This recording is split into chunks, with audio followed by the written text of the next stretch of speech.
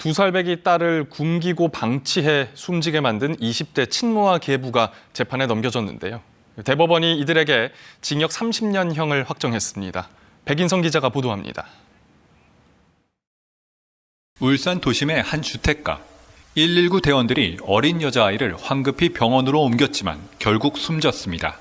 아이의 사망 원인은 영양실조와 뇌출혈. 20대 친모와 계부가 먹을 것을 주지 않고 방치한 결과였습니다. 죽은 아이의 뱃속에 든 건 당근 조각 하나뿐이었고 부검 당시 몸무게는 또래 평균의 절반 수준인 7kg밖에 되지 않았습니다. 아동학대 의심이 된다. 애가 너무 이제 영양 상태가 부족한 것 같다. 네, 뭐 그런 내용으로 들어왔어요. 부부는 자녀를 키우면서 스트레스가 쌓인다며 아이들만 둔 채 잦은 외박을 했습니다. 배고픔을 견디지 못한 아이가 게 사료와 배설물을 먹고 바닥에 쓰러졌지만 아무런 조치도 하지 않았습니다. 친모와 계부는 결국 아동학대 살해 등의 혐의로 재판에 넘겨졌습니다. 법원은 생후 31개월의 피해자가 제대로 보살핌 받지 못한 채 굶주림으로 삶을 끝냈다며 범행에 상응하는 엄벌이 불가피하다고 질타했습니다. 그러면서 아이가 죽기 직전까지 느꼈을 육체적, 정신적 고통과 공포는 상상조차 하기 어렵다며 징역 30년을 선고했습니다. 대법원은 부부의 상고를 기각하고 실형을 확정했습니다. KBS 뉴스 백인성입니다. 영정으로 놓이기엔 너무 앳된 얼굴. 사진 속에선 장난감을 든 채 웃고 있었습니다. 좋아하던 음료와 과자가 마지막으로 그 앞에 놓였습니다. 온몸에 멍이 든 채로 숨진 12살 초등학생 A군. 경찰이 그 부모에 대해 어제 구속영장을 신청했습니다. 아버지에겐 상습 아동학대 혐의, 계모인 어머니에겐 학대 치사 혐의가 적용됐습니다. 119 신고 직전까지 계모가 이 집에서 아이와 함께 있었던 걸로 조사됐습니다. 경찰은 출근했던 아버지가 부인 전화를 받고 귀가한 점 등으로 미뤄 당일 사망 과정에 계모 책임이 더 큰 걸로 보고 있습니다. 애기는 거의 뭐 집밖에 안 나온다 그래가지고 못 보고 어머님 이런 식으로 얘기하고 자식 만나. 밖에 추운데도 나와 있어서 사람들이 추운데 왜 애를 밖에 내버리느냐고 맨날 우는 소리 나고. 아들이 사망 소식을 듣고 달려온 친모는 충격과 슬픔 속에 빈소를 지키고 있습니다. 5년 전 가정폭력 등으로 이혼한 뒤 전 남편 측에서 접촉을 막아왔다고 말했습니다. 시댁에 가서 맨날 며칠 있어봤는데도 애 모습 볼 수가 없었고 볼 줄 몰랐어. 같이 살 때만 해도 밝고 똑똑했던 아들. 하면은 햇볕이 쨍쨍할 때는 물속에서 살아요. 이렇게 병원 안치실에서 보게 될 줄은 꿈에도 몰랐습니다. 얼굴에 볼병도 있고 눈가에 긁히는 자국도 있고 숨도 찢어져 있고 골반 뼈가 살을 찔지도 않을 정도 내가 많이 하는 벌 받을 수 있는 만큼 다 벌 받았으면 좋겠어요. 체포된 친부와 계모에 대한 구속영장 심사는 오늘 열립니다. KBS 뉴스 이도윤입니다. 제주에서 40대 엄마와 중학생 딸이 숨진 채 발견된 건 지난 16일 오후. 퇴근한 남편이 발견해 경찰에 신고했습니다. 주변 CCTV 분석 결과 제3자에 의한 타살 혐의점은 없는 것으로 경찰은 파악했습니다. 경찰은 경제적 문제로 힘들다, 딸은 내가 데려간다는 유서 등을 토대로 엄마가 딸을 살해한 뒤 극단적인 선택을 한 것으로 보고 있습니다. 최근 인천에서도 일가족 5명이 숨진 채 발견됐습니다.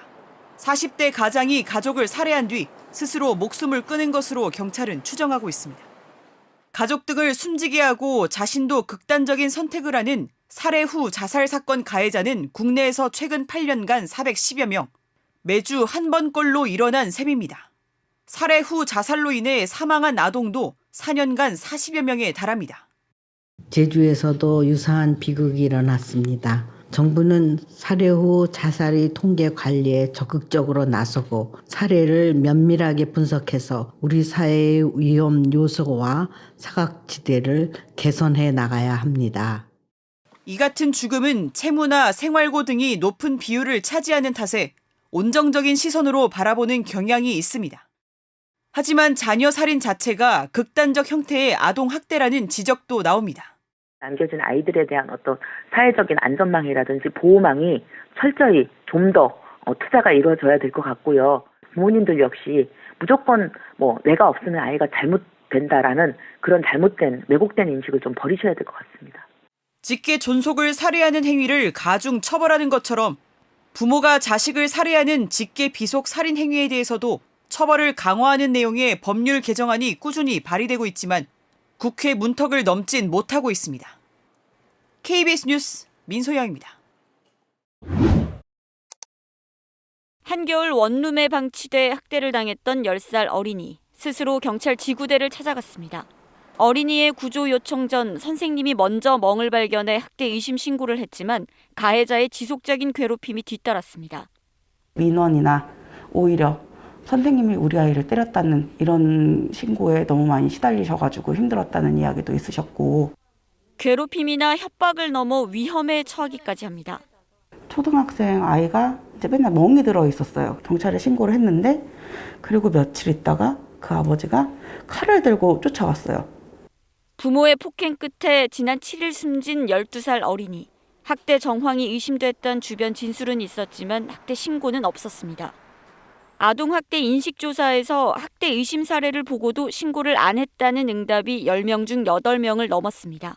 신고 의무가 있는 교사조차 10명 중 6명은 신고를 망설였다고 답했습니다.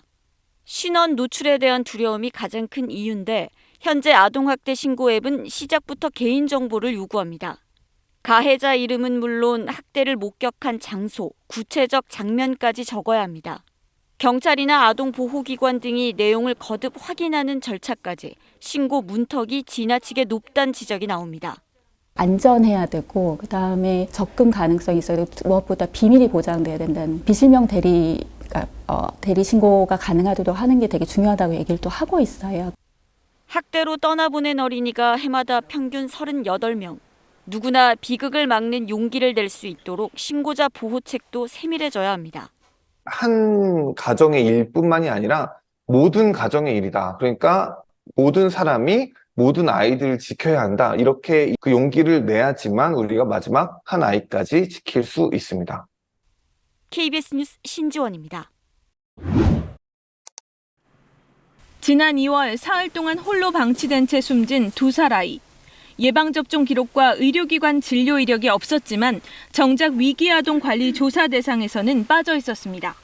만 2세 이하 아동은 의사 표현이 어렵고 보육시설에 다니는 비율도 상대적으로 낮아 학대 발견율이 낮습니다. 정부가 학대 위험에 노출된 만 2세 이하 아동을 찾기 위해 오는 17일부터 3개월 동안 전수조사에 착수합니다. 필수 예방접종을 하지 않았거나 최근 1년간 의료기관 진료를 받은 적이 없는 만 2세 이하 아동 약 11,000명이 대상입니다. 체크리스트를 통해서 아동 상태라든지 예를 들면은 신체 손상, 멍이라든지 여러 가지 또 발육 상태, 또 영양 상태, 또 질병 상태를 확인해서 거기에 따라서 결국은 판단을 해서 특히 올해 10월부터 아동학대 조사가 기초자치단체 소관으로 전환됨에 따라 모든 시군구가 조사 인력을 2인 이상 확보하도록 해 인력 문제 개선에도 나섭니다. 아동보호 전문기관이라는 곳이 일하고 학대 전담 공무원이 있고 경찰에서도 이 수사팀도 있고 다 사람이 많이 바뀌는 것으로 알고 있어요. 바뀌지 않게 하는 게 굉장히 중요하잖아요. 코로나19 이후 아동 발달과 성장 격차가 심화됐다는 지적에 따라 영유아 발달 지원 실태 조사 등을 통해 분야별 지원책도 마련하기로 했습니다. 또 의료기관이 출생 정보를 시음 면장에 통보하는 의료기관 출생 통보제와 외국인 아동 출생 등록제를 도입해 아동에 대한 공적 보호를 강화한다는 계획입니다. KBS 뉴스 김민경입니다.